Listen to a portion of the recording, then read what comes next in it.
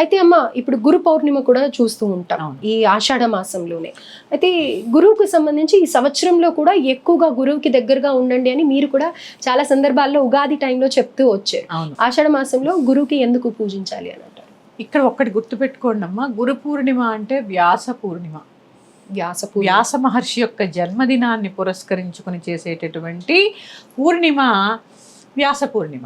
ఈ వ్యాస మహర్షి మనకి ఉపనిషత్తులు, వేదాలు, వాటి పేర్లు విభజించి మనకి చక్కగా మనం ఎలా ఉండాలి, మనిషి జీవన విధి విధానం ఎలా ఉంటుంది అని చెప్పినటువంటి వాడు వ్యాసాయ విష్ణు రూపాయ వ్యాస రూపాయ విష్ణవే. అంటే తొలి గురు వ్యాసుడే, వ్యాసుడు.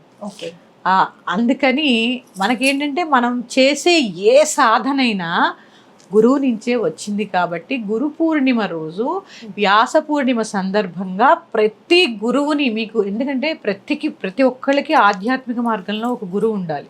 మీరు ఏ సందర్భంలో మిగిలిన వాటికి ఉన్నా లేకపోయినా మీకు ఆధ్యాత్మిక మార్గంలో ఒక గురువు ఖచ్చితంగా ఉండాలమ్మా. అప్పుడే భగవంతుని చేరుకోవడము, ఆ పరాత్పరిని చేరుకోవడం చక్కగా సులువు అవుతుంది. ఇక ఈ శ్రీ విద్యా సాంప్రదాయాల్లో అయితే తప్పకుండా గురువు ఉంటారు, ఎందుకంటే మంత్రదీక్షలు ఇవన్నీ ఉంటాయి కదమ్మా. ఖచ్చితంగా గురు పూర్ణిమ రోజు గురువుని అర్చించడం అనేది చాలా శుభప్రదం. అంటే ఇక్కడ జాతక దోషాల వల్ల కూడా గురుబలం లేదు అని అంటూ ఉంటారు కదా, వాళ్ళు కూడా నవగ్రహాల్లో ఏ గ్రహం బాగోలేకపోయినా గురుగ్రహం యొక్క అనుగ్రహం ఉంటే అన్ని బాగుంటాయి. గురువు ఉంటే ఐశ్వర్యం ఉంటుంది, గురువు ఉంటే బంగారం ఉంటుంది, గురువు ఉంటే జ్ఞానం ఉంటుంది, గురువు ఉంటే కుటుంబం ఉంటుంది. అన్ని గ్రహాలు ఏదన్నా చిన్న చిన్న మనకి గ్రహ దోషాలున్నా గురువు యొక్క అనుగ్రహం ఉంటే, ఆ గురువు గారి అనుగ్రహం ఉంటే అన్ని గ్రహాలు కూడా మనకి సహకారం చేస్తాయి. అది గురువు యొక్క గొప్పతనం. తర్వాత చాలామందికి తెలియని విషయం ఏంటంటే ఈ రోజు ఖచ్చితంగా గురువుకి దక్షిణ సమర్పించాలి. ఎందుకంటే అమ్మా ఎంతో జ్ఞానం చెప్తారు గురువులు. సరే మీరు ఏదో ఇప్పుడు నేనున్నాను, క్లాసులు చెప్తే ఫీజు కడుతూ ఉంటారు. నేను ప్రతిరోజు 1 గంట 2 గంటలు చెప్పిన దానికి జ్ఞానానికి మీరు కట్టే ఫీజుకి సంబంధం ఉండదమ్మా. ఎందుకంటే దానికి ఎన్ని కోట్లు ఇచ్చినా విలువ ఉండదు. కానీ ఎప్పుడైతే మనం గురువు అని భావిస్తామో గురువు జ్ఞానాన్ని ఇస్తాడు, దక్షిణ ఇవ్వాలి గురువుకి. ఏ విద్య కూడా ఫ్రీగా మనం తీసుకోరాదు, ఎందుకంటే అది ఫలించదు. ఎందుకంటే తీసుకోరాదు, ఇవ్వకూడదు అని కూడా ఇవ్వకూడదు. ఎందుకంటే గురువు ఏం చేస్తాడు తెలుసా అమ్మా, ఇప్పుడు నేనున్నాను, నా పొద్దున్న లేచిన దగ్గర నుంచి వీళ్ళకి ఏం నేర్పాలి, ఎలా నేర్పాలని చదువుకోవడము, లేకపోతే 10 మందికి ఏదో విషయాలు చెప్పాలని ఆ జ్ఞానాన్ని పంచుకోవడంతో మేము 24 గంటలు పూజల్లో, హోమాల్లో, చదువులో దీంట్లోనే ఉంటాం. మరి మా మనుగడ ఎట్లా గ్రహించండి. ఇప్పుడు నాదని కాదు నేను చెప్తున్నాను, నేను ఒక గురుస్థానంలో ఉన్న గురువుకి మనుగడ ఎట్లా. అందుకని ఖచ్చితంగా ఏం చేస్తారు అంటే ఈ గురు పౌర్ణమికి వాళ్ళకి సంవత్సరం మళ్ళీ గురు పౌర్ణమి వచ్చే వరకు కూడా సరిపోయేలాగా ఆ గురు పరంపరని బట్టి వాళ్ళు ఉన్నటువంటి శిష్యుల్ని బట్టి గురుదక్షిణ ఇస్తూ ఉంటారు. ఖచ్చితంగా ఇవ్వాలి.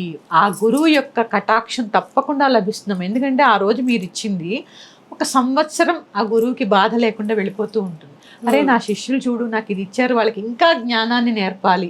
ఎందుకంటే గురువుకి ఆహారం లేదు అనేటటువంటి బాధ రాకూడదు, గురువుకి నివాసం లేదు అనేటటువంటి బాధ రాకూడదు. ఎప్పుడైతే మీకు జ్ఞానాన్ని పంచుతున్నారో వారిని నిరాశ్రయుల్ని చేయకుండా వారిని చూసుకునే బాధ్యత మీదే. అంటే మాలాంటి వాళ్ళ చెడు కర్మను కూడా తొలగిస్తూ ఉంటారు. అదేనమ్మా, ఇప్పుడు మీరు గురుదక్షిణ ఇవ్వడం వల్ల మీ కర్మ ఎంతో వాళ్ళు తీసుకుంటారు. ఎందుకంటే ఇప్పుడు ఏదైనా మీకు బాధ వచ్చింది, అమ్మ గురువుగారు తగ్గించండి అంటూ ఉంటారు, అంటే ఎంతో కొంత మీ బాధని కూడా మేము తీసుకోవడం జరుగుతుందమ్మా. అది ఎంతో జపం ద్వారా, యజ్ఞయాగాదుల ద్వారా పూర్తవుతూ ఉంటుంది. ఎందుకంటే ఒక గురుస్థానంలో ఉన్నాను కాబట్టి నాకు తెలుసు. చాలామంది అపోహపడుతూ ఉంటారు, ఇచ్చేదేంటి. గురువుకి ఖచ్చితంగా మనస్ఫూర్తిగా మీరు ఇవ్వగలిగినంత దక్షిణ ఇవ్వండి అమ్మా, చేతి నిండా ఇవ్వండి. ఎందుకంటే ఒక గురు పరంపర నిలబడుతుంది, ఒక పీఠాలు నిలబడతాయి, ఒక దేవాలయాలు నిలబడతాయి. వాళ్ళు ఏమి తినరు ఆ పీఠాలకో, ఆ యజ్ఞయాగాది కర్మలకో, వాళ్ళ కుటుంబ పోషణకో. ఎందుకంటే గురువు నిత్యము దీంట్లో ఉంటే మరి కుటుంబ పోషణ ఎట్లా. కొంతమంది చూడండి వేద విద్యను చెప్తూ ఉంటారు గురువులు, మరి వాళ్ళు గురుదక్షిణ ఇవ్వకపోతే వాళ్ళ కుటుంబ పోషణ ఎట్లా. అందుకని గురుదక్షిణ ఖచ్చితంగా ఇవ్వండి, శుభాన్ని చేకూరుస్తుందమ్మా మీకు. అయితే ఇంకొకటి కూడా నేను విన్నానమ్మా, అంటే ఏదో గొప్పగా చెప్తున్నానని కాదు, మీకు తెలిసినంత తెలియకపోయిన బట్టి మాకు ఏవైతే చెడు కర్మలు ఉంటాయో అవి కూడా తొలగిపోతాయి, మనకు తెలియకుండానే మనల్ని రక్షిస్తాయి అని కూడా మీకు తెలుసా.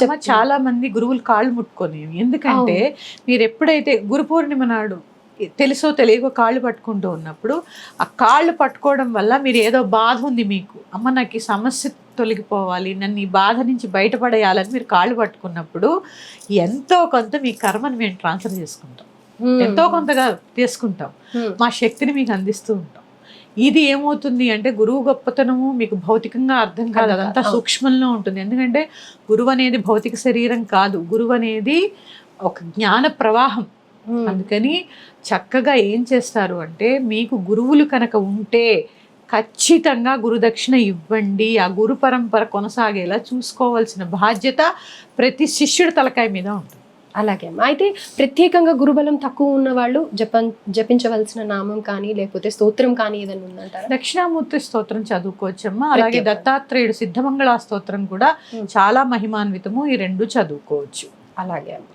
తర్వాత గురు పౌర్ణమి సాయంత్రం చంద్రోదయం అయిన తర్వాత గురుపాదుకా స్తోత్రాన్ని యాదేవి సర్వభూతేషు గురు రూపేణ సంస్థిత నమస్తశ్యే నమస్తశ్యే నమస్తశ్యే నమో నమః. గురు పౌర్ణమి కాబట్టి లలితా సహస్రనామాన్ని పారాయణ చేయడం కూడా చాలా విశేషమమ్మ.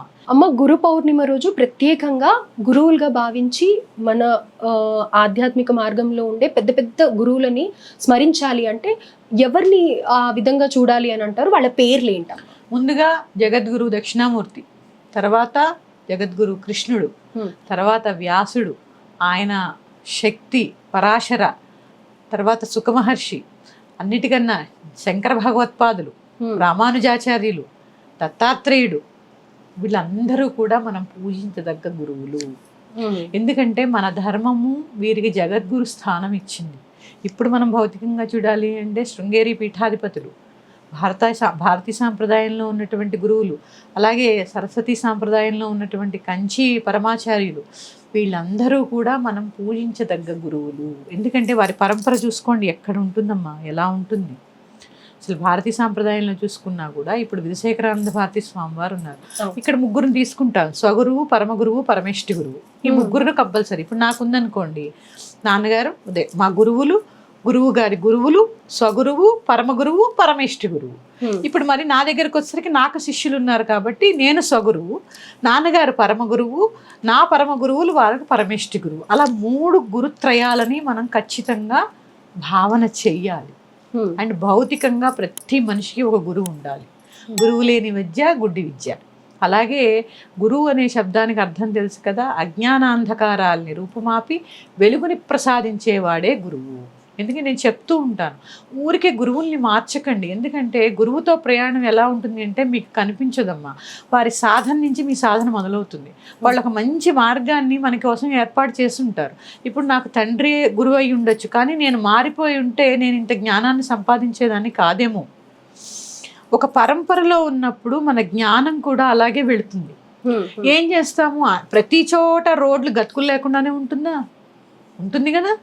ఇక్కడ బాగలేదని అక్కడికి, అక్కడ బాగోలేదని ఇక్కడికి. మీరు వ్యవస్థని వెతకద్దు, వ్యవస్థలో లోపాలు మనకు అనవసరం.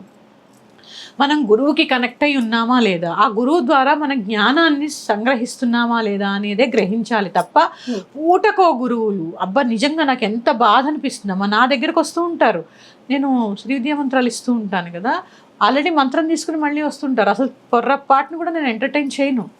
ఎందుకంటే ఒకసారి ఒక గురు పరంపరని ఎంచుకున్న తర్వాత మన జీవితంలో కష్టమైన, నష్టమైన, ముళ్ళైనా, పూలైనా అక్కడే ఉండాలి. అందులో అసలు ఎటువంటి మార్పు కూడా ఉండకూడదు. అలాగే. ధన్యవాదాలమ్మా. శ్రీమాత్రేనమః. శ్రీమాత్రేనమః.